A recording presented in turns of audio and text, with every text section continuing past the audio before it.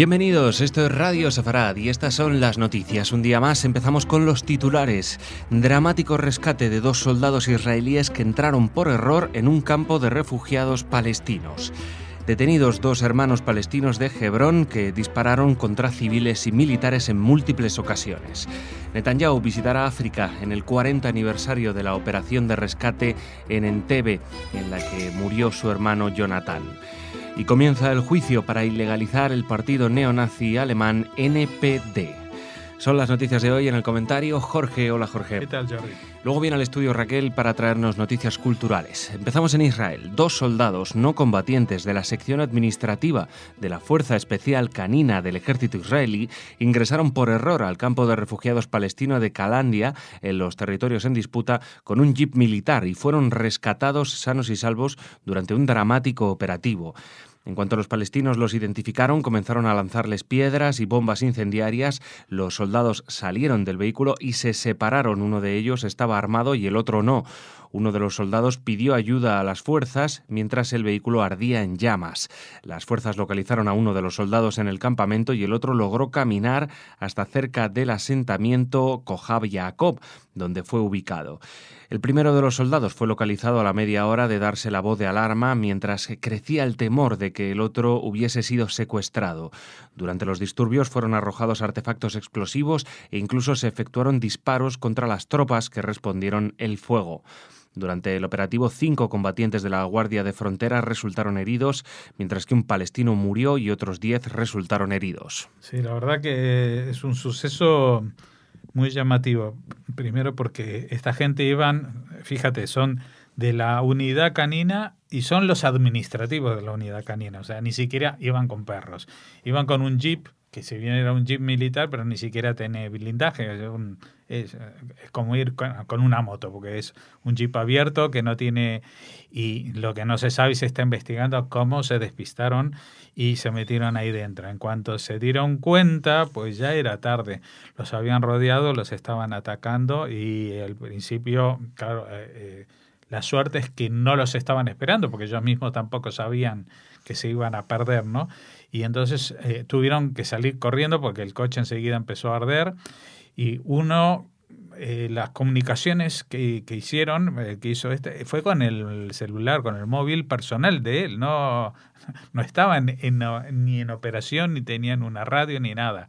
Entonces uno tenía un arma, el otro salió corriendo y el del móvil llamó, pues en cuestión de media hora se presentaron allí muchos soldados porque la situación era muy complicada. Un campamento de refugiados es un sitio, es prácticamente una olla express de guerra. Cualquiera que entre allí está en una situación que lo van a agredir desde las ventanas, con disparos, con piedras, con bombas incendiarias, y entonces entraron varias unidades del ejército, de la Guardia de Frontera, para tratar de llegar hasta donde estaba este hombre que se había refugiado en el patio de una casa, que evidentemente los había despistado a los palestinos, pero que había que llegar hasta él. Y se tardó una media hora, hubo enfrentamientos, o sea, los palestinos del campo, en cuanto vieron a los soldados, también vieron la oportunidad de oro para empezar a atacar y provocar un enfrentamiento en el que murió incluso un palestino y salieron varios heridos, pero también soldados de la Guardia de Frontera, 5 soldados, o sea, algunos de ellos con heridas bastante complicadas. Y el otro salió corriendo y por suerte se fue corriendo así a campo traviesa, y lo que pasa que no llevaba ninguna forma, no había forma de saber dónde estaba. No tengo datos si llevaba un celular, si se sabía quién era y si se conocía el número de teléfono como para poder ubicarlo, o si, no sé cuáles fueron las tentativas que hizo el ejército, hasta que por fin pues llegó un asentamiento judío y entonces avisaron al ejército que estaba a salvo. Y esto se saldó milagrosamente con esta situación, porque recordemos que no ahora que hay esta ola de ataques, sino que hace muchos años, creo que fue en el año 98, un par de soldados de reserva, estos señores ya en edades mayores que se habían despistado en Cisjordania. También los detuvieron, los apresaron, los lincharon, los descuartizaron, hicieron con ellos realmente barbaridades. Y evidentemente cuando un soldado israelí se ve en una situación así, sabe que tiene que correr porque no hay una situación peor que esa, caer prisionero no de un ejército, no de un grupo armado, sino de simplemente de gente que lo van a linchar de la peor manera. Seguimos en Israel. Las fuerzas de seguridad israelíes detuvieron a 2 hermanos de Hebrón que perpetraron ataques con armas de fuego contra civiles y soldados israelíes en los últimos meses. Los ataques fueron llevados a cabo con un rifle de francotirador que fue incautado por el Shabak junto a un subfusil semiautomático Carl Gustav, con los que planeaban realizar más atentados. El 6 de noviembre pasado, y desde el tercer piso de un edificio propiedad de su padre, cerca de la tumba de los patriarcas de Hebrón, los hermanos abrieron fuego contra un grupo de judíos que estaban rezando cerca del santuario, hiriendo a 2 de ellos. El 3 de enero pasado, uno de ellos regresó al mismo apartamento y con el rifle con mira telescópica abrió fuego contra un grupo de soldados, hiriendo gravemente a una cadete en la pelvis. Ese mismo día los hermanos se desplazaron al cruce Qasim, donde uno de ellos volvió a disparar contra un grupo de soldados, hiriendo levemente a uno. Y no fue el último incidente en que utilizaron estas armas, los servicios de seguridad andaban tras ellos. Y seguramente esta detención ahora se publica, pero igual se produjo hace unos días. Vamos a ver, un rifle de francotirador, no sabemos exactamente el modelo, pero hay rifles de francotiradores que se utilizan en la caza y en general no son armas de ultimísima tecnología, pero son letales porque desde una distancia no muy grande en un terreno urbano como puede ser Hebrón, pues estarán disparando a no más de 100 o 200 metros, y aunque la mira telescópica no sea la más certera del mundo y el que dispara tampoco sea un francotirador experimentado, pues es un arma que tiene un alcance mucho más letal que tirar 100 piedras, que no se sabe si van a dar y si van a provocar algo. Esto es una mira telescópica. Por otra parte, el otro subfusil semiautomático, el Carl Gustav, es un arma muy avejentada, es un arma, digamos, de entreguerras o de la Segunda Guerra Mundial como mucho, pero que también si se activa desde una distancia corta es letal. Y con esto lo que realizaban más que llegar a matar gente, pues lo que se han conseguido es crear una situación de terror en la zona de Hebrón y en la zona de la tumba de los patriarcas donde su padre tenía un inmueble. Seguimos. El primer ministro israelí Benjamin Netanyahu viajará a África para el 40 aniversario de la operación israelí en Entebbe, en Uganda, para liberar a los pasajeros de un avión secuestrado donde murió su hermano, que dirigía el comando. El 27 de junio de 1976, un avión de Air France que hacía el trayecto entre Tel Aviv y París fue desviado por combatientes de la causa palestina. El aparato aterrizó en Entebbe con la autorización del presidente ugandés de la época, Idi Amin Dada. Los piratas del aire amenazaron con hacer explotar el avión si 53 militantes detenidos en Israel y en otros 4 países no eran liberados. En la noche del 3 al 4 de julio, un comando de tropas de élite israelíes aterrizó por sorpresa y asaltó el aeropuerto para liberar a los rehenes. El comando mató a los 7 secuestradores y a 20 soldados ugandeses. Es la primera vez en 50 años que un jefe de gobierno de Israel visita oficialmente un país africano. Sí, esto será dentro de unos meses, pero Netanyahu ha confirmado que visitará Kenia. Ese es el país africano, pero bueno, en realidad tiene este significado simbólico que son los 40 años del operativo de Entebbe. Había una situación particular, estamos hablando de los medios del año 76, hace muchos años, con lo cual un operativo de un comando israelí en esas distancias, viajando por cielos de países enemigos, sin que se lo detecten los radares y llegar a un país africano como del centro de África, como Uganda, pues era un operativo muy complejo. Y encima, sin saber muy bien lo que se iban a encontrar. Aunque había una pequeña ventaja y era que este dictador, Idi Amin Dada, un dictador sanguinario que luego se supo que hacía actos de canibalismo y cosas terribles, pues había sido entrenado, entre otros países también en Israel, y empresas israelíes habían diseñado el aeropuerto de Entebbe, donde estaban retenidos, con lo cual, una vez que se tuvo la inteligencia, la información sobre en qué hangar o en qué edificio estaban alojados, pues se tenían los planos de ese edificio, se hicieron los ejercicios en seco con el comando que iba a actuar, y en una operación realmente cinematográfica que luego fue evidentemente llevada al cine. Creo que hubo 3 películas entonces que se hicieron, una israelí y 2 americanas sobre este operativo, y prácticamente el operativo se había saldado de forma casi limpia.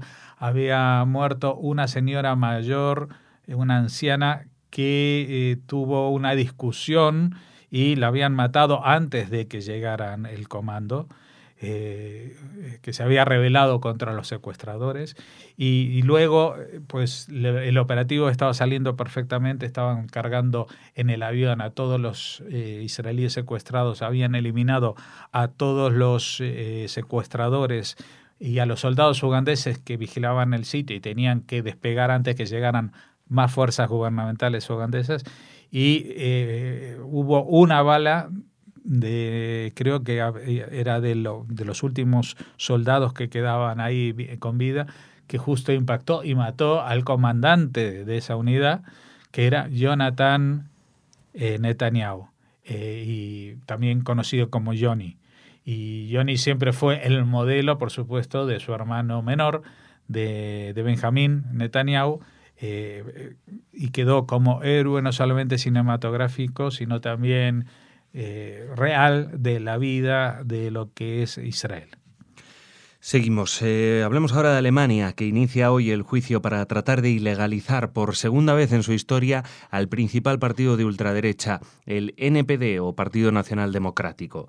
El Tribunal Constitucional es el único órgano competente para ilegalizar un partido, algo que en la historia de la República Federal solo ocurrió en la posguerra con el Partido del Reich, heredero del nazi, y con el Partido Comunista Alemán en los años 60. Como ya ocurrió en el 2003, cuando el Tribunal Constitucional desestimó la demanda contra el NPD interpuesta por el Gobierno y las 2 cámaras, las posibilidades de que esta vez fracase vuelven a ser altas, pese a que presenta la formación como un residuo del partido nazi de Adolf Hitler, que tanto por su ideología como su militancia atentan contra los principios de un Estado democrático. El NPD es la fuerza de ultraderecha más antigua y activa.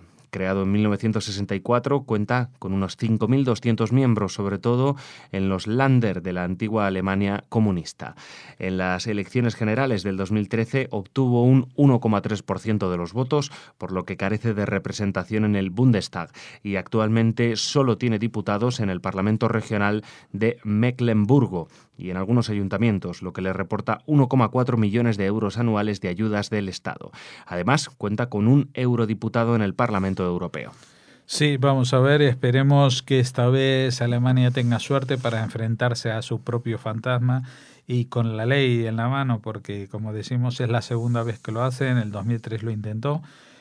Vamos a ver si esta vez tiene elementos que sostengan esta demanda de forma definitiva, porque este es un partido que a todas luces es un partido, más allá de lo xenófobo, es un partido que reivindica el pasado nazi, un partido neonazi alemán.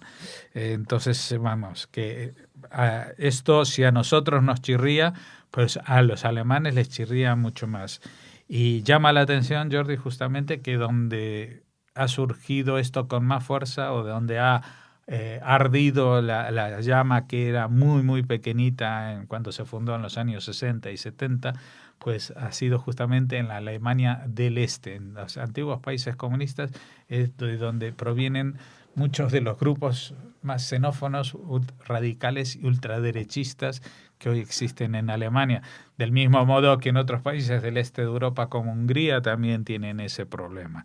Y bueno, lo que también conviene recordar que en 2 ocasiones sí se pudo acabar y legalizar un partido.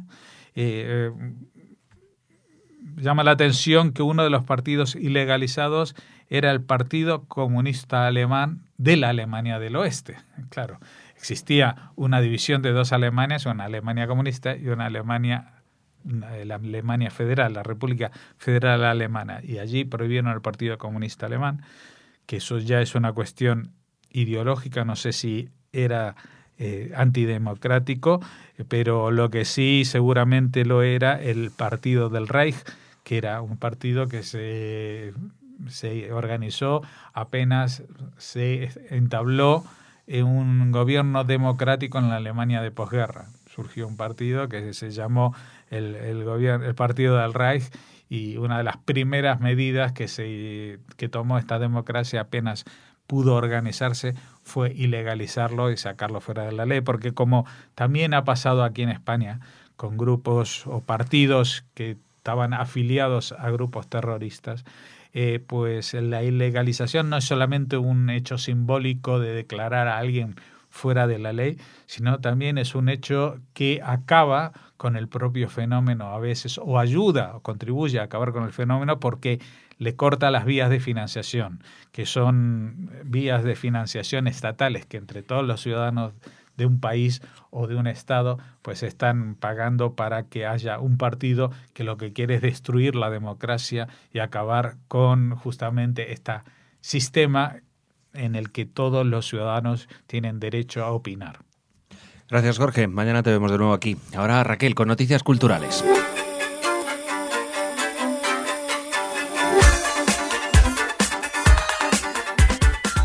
Muy buenas, Raquel, ¿cómo estás? Hola, Jordi, muy bien. Bien, ¿tienes muchas noticias? Tengo muchas noticias y todas buenas. Pues ¿Qué bien. te parece? Cuéntanoslas, fenomenal. Pues empezamos con una presentación el próximo viernes 4 de marzo a las 7:30 de la tarde.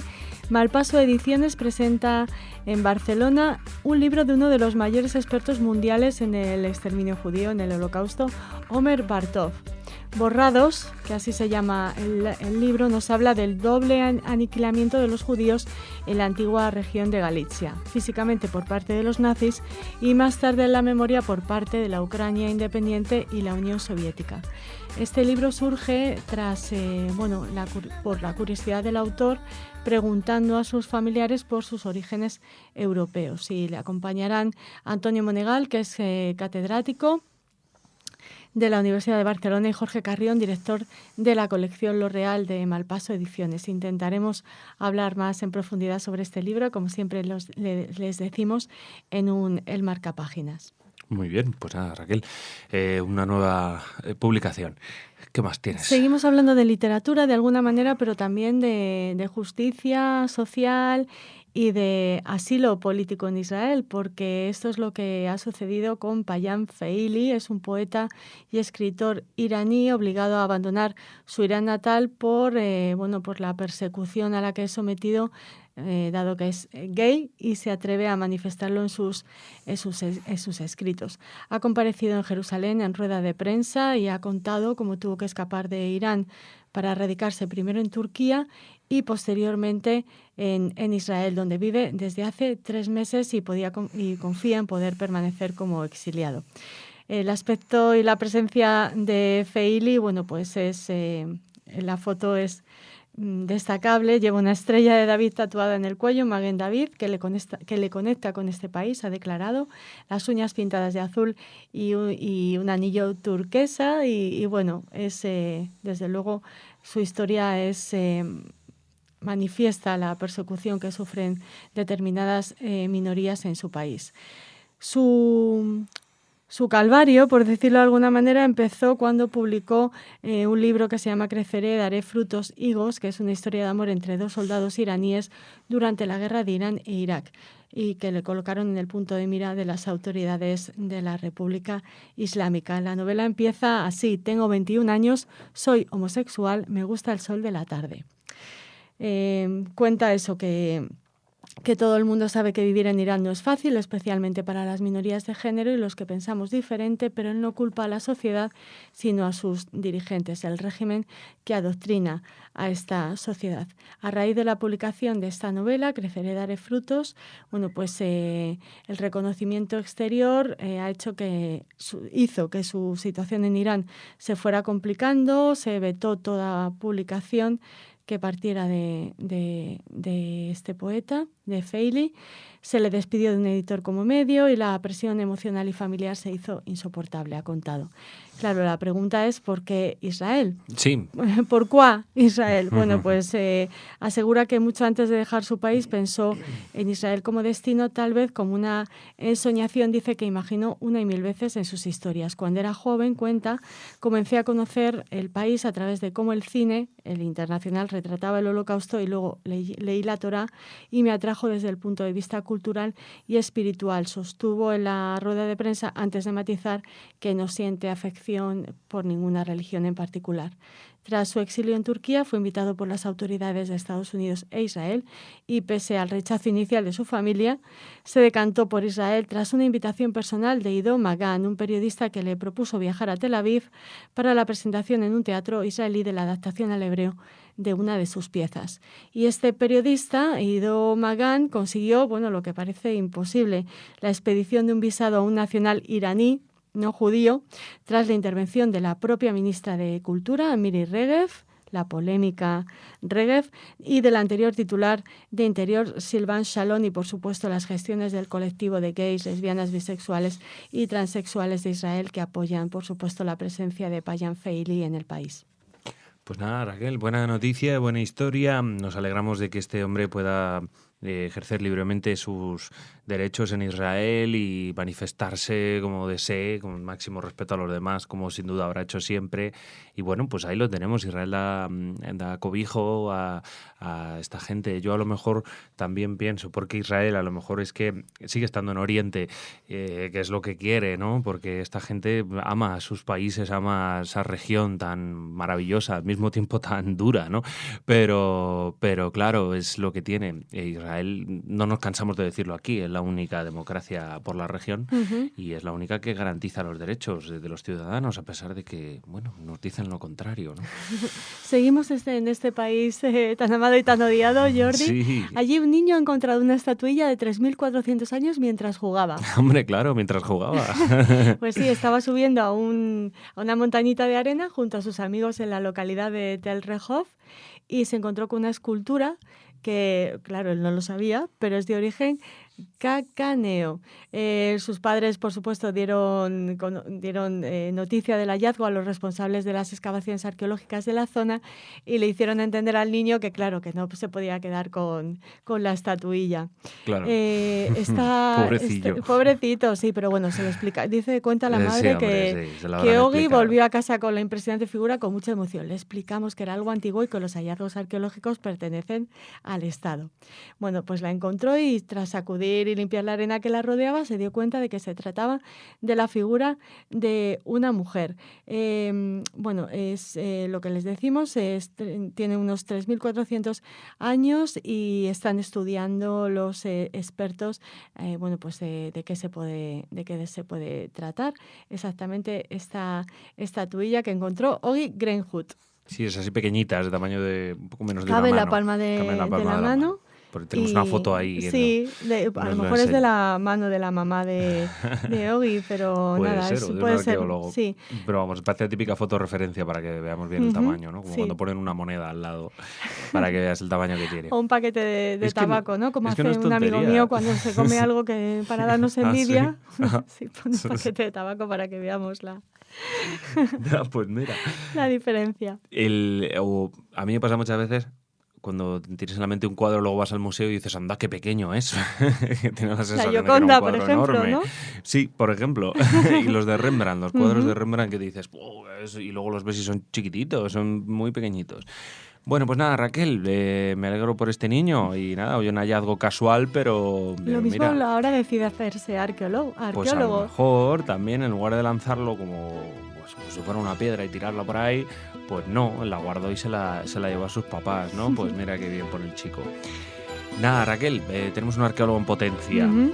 Muchas gracias y mañana nos vemos aquí de nuevo, ¿vale? Hasta mañana. Hasta mañana.